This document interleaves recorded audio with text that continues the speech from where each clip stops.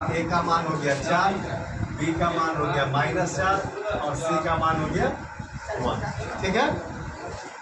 अब आप देखना आगे हमको निकालना क्या है, अल्फा प्लस बीटा और बीटा बाई अल्फा। इस चीज़ को देखो तो यहाँ पे लिख लो alpha by beta plus beta by.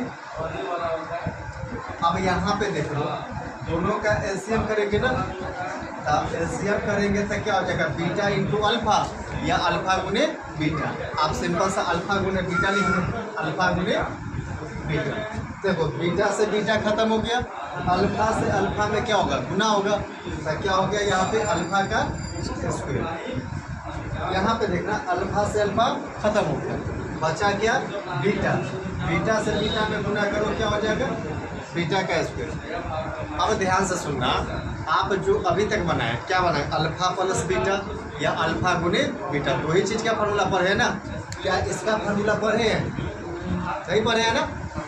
एक चीज़ देखो, अगर इसके जगह पर हम अल्फा प्लस बीटा स्क्वायर और -2 अल्फा बीटा लिख लें, ठीक है, इसके जगह पर और ये वाला को नीचे वाला को ऐसे ही लिख लें। आप कहिएगा यही चीज़ कहला लिखे, ये भी तो डाउट होगा। देखो अल्फा प्लस बीटा हो गया, इसका फार्मूला होता नहीं है, एक क्या बचा हुआ है अल्फा प्लस बीटा, और अल्फा प्लस बीटा का होल स्क्वायर में से इसको घटा दीजिएगा ना तो यही आएगा। देखो कैसे, ए प्लस बी स्क्वायर -2ab का, ठीक है। इसका देखो A square plus B square plus 2ab और -2ab, क्या बचा इतना के जगह पर हम ए स्क्वायर प्लस बी स्क्वायर लिख सकते हैं कि नहीं, लिख सकते हैं ना। तो वही काम किए, पूरा के होल स्क्वायर में से क्या कर रहे हैं, अल्फा और बीटा को क्या कर रहे हैं, घटा दे रहे हैं। ठीक है, तो अपने आप उतना आ जाएगा। अब इसका तो मान आपको पता है, अल्फा प्लस बीटा का क्या होता है -b/a।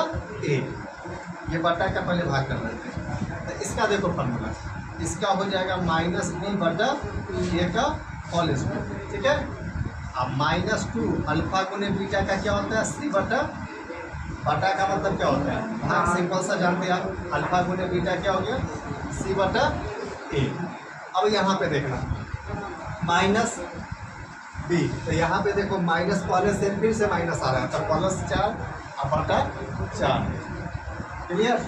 -2 c का मान देख लो कितना है 1/4, भाग c का वैल्यू क्या हो गया 1/, इतना क्लियर है।